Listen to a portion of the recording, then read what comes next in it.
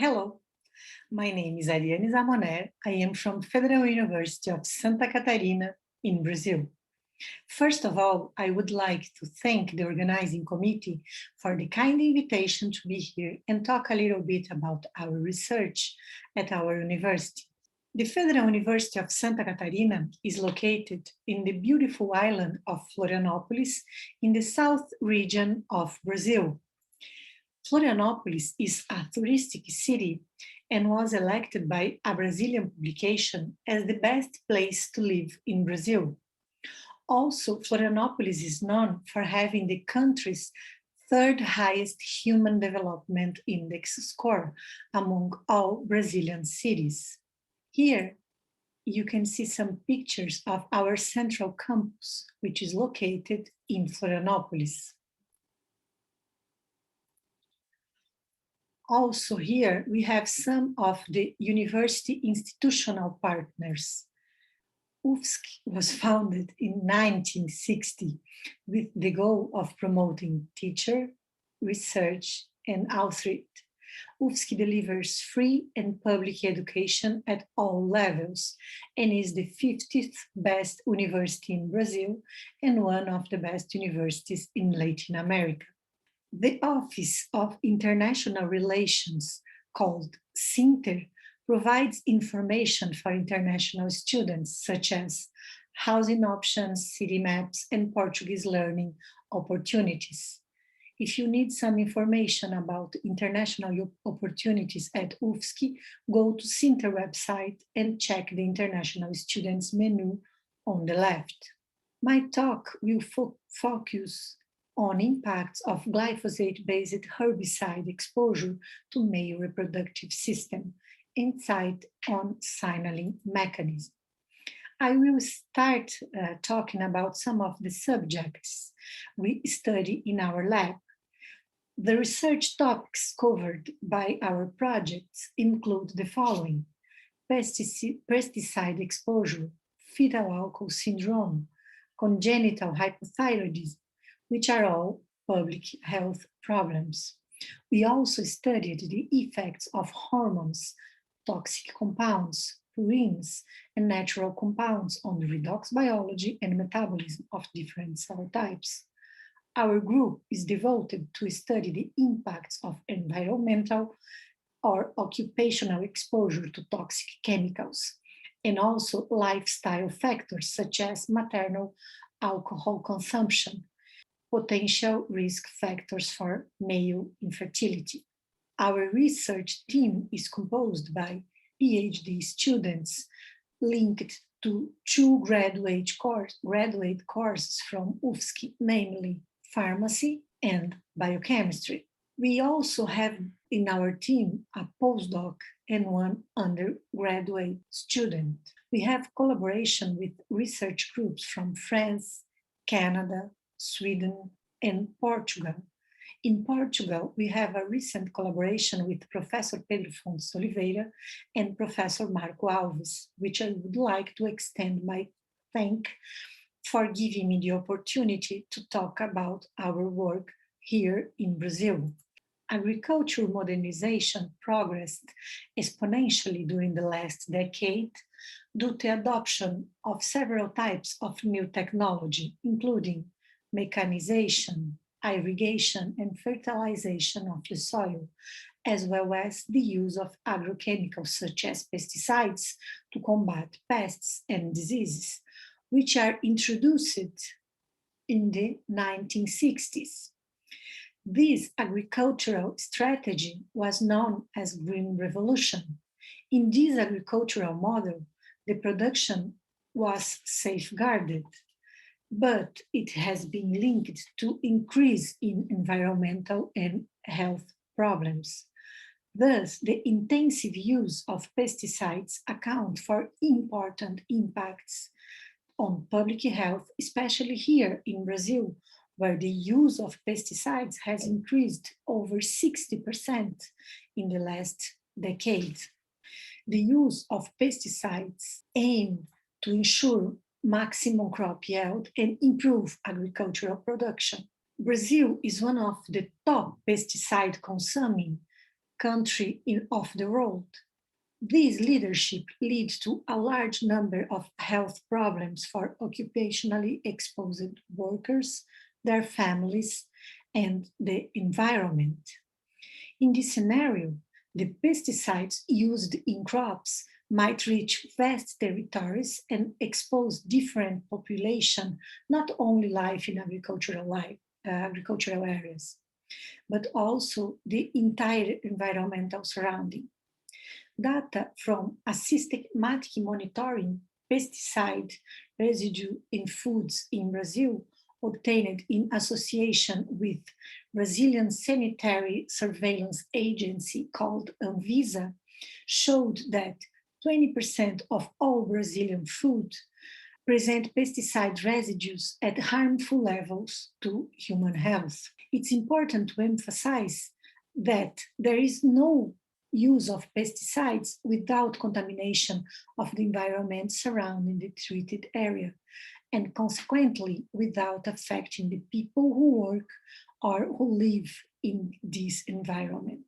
Farm workers and communities surrounding large farms are at high risk of coming in contact with pesticides due to pesticide drift.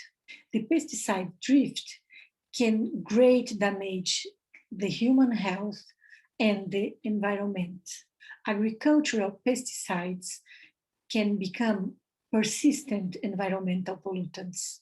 Among many, glyphosate is under particular scrutiny because of its extensive use and its damage to the ecosystem and human health. In this context, the global use of glyphosate is controversial for its potential negative effects to human and environmental health. In agriculture, glyphosate mainly serves to control weeds and clear vegetation cover before sowing crops. The mechanism of action of glyphosate is the inhibition of shikimate pathway in plants, inhibiting the synthesis of aromatic amino acids.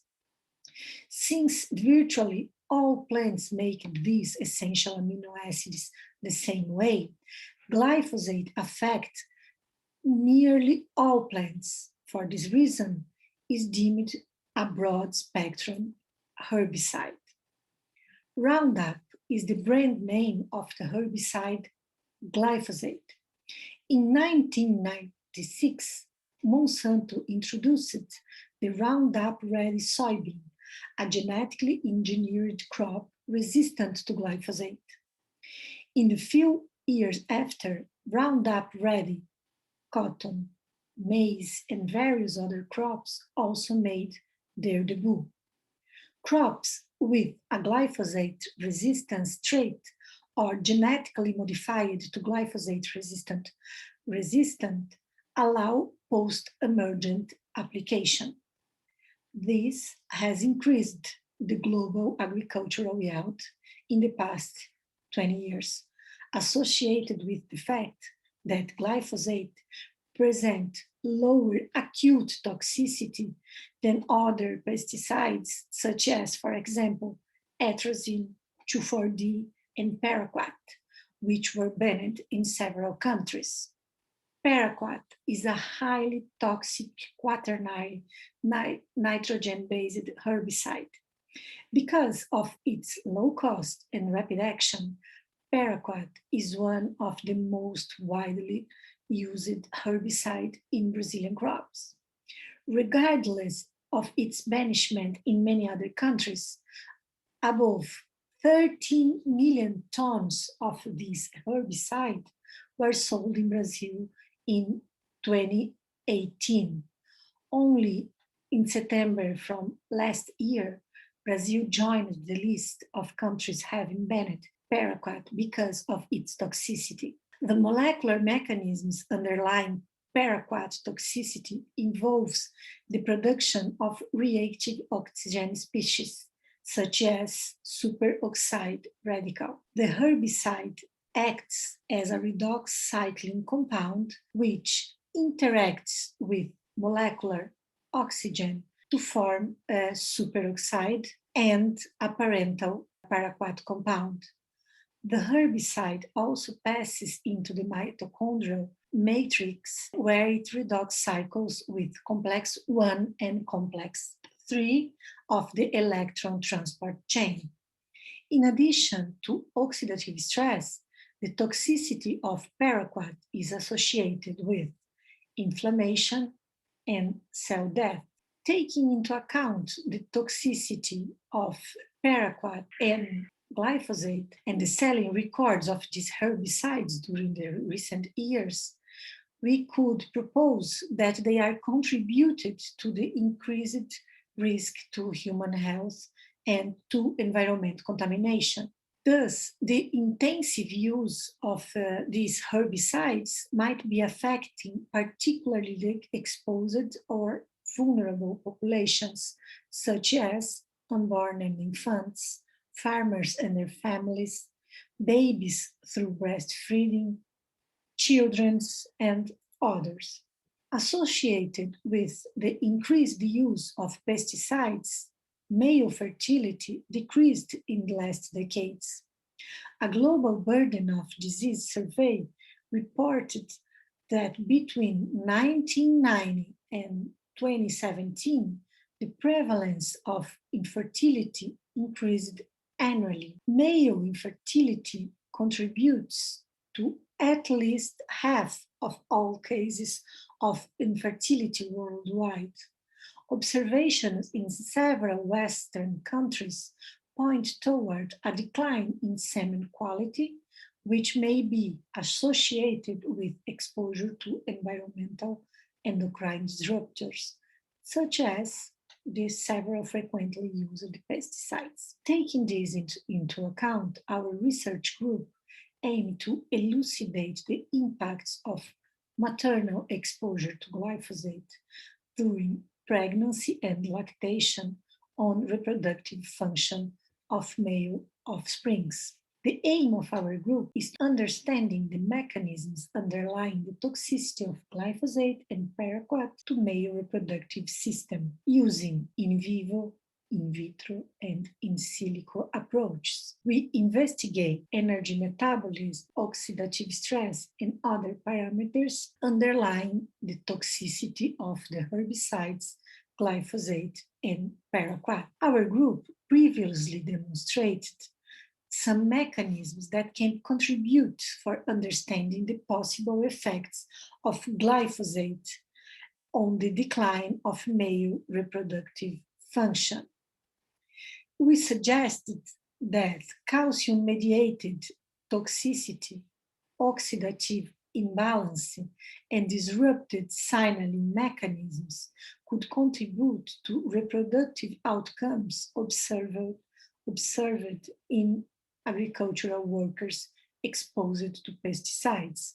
In order to understand the effects of glyphosate-based herbicides in rat tests, pregnant females received 70 milligrams glyphosate per kilogram per day in drinking water from gestational day 5, to lactation day 21. Drink and food consumption were recorded in a daily basis, and after weaning at postnatal day 21, offsprings were housed in groups of 4 rats and received tap water and food ad libitum. Metabolic and redox parameters were performed in rat testicular cells on postnatal day 30, and some experiments were performed on testicular cells from postnatal day 60.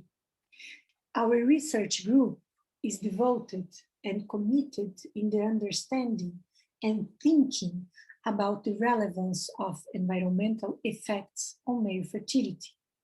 Our preliminary results show that perinatal exposure to glyphosate herbicide leads to calcium overload, apoptotic signaling, energy failure, and redox imbalance. Altogether, these events may account for endocrine disruption, as demonstrated by alterations in testosterone and estradiol levels. How these events impact on male fertility needs further investigation, but in summary, our results showed potentially harmful impact of perinatal exposure of glyphosate during development to male reproductive system. Further studies will help us to understand if all these effects will result in the disruption of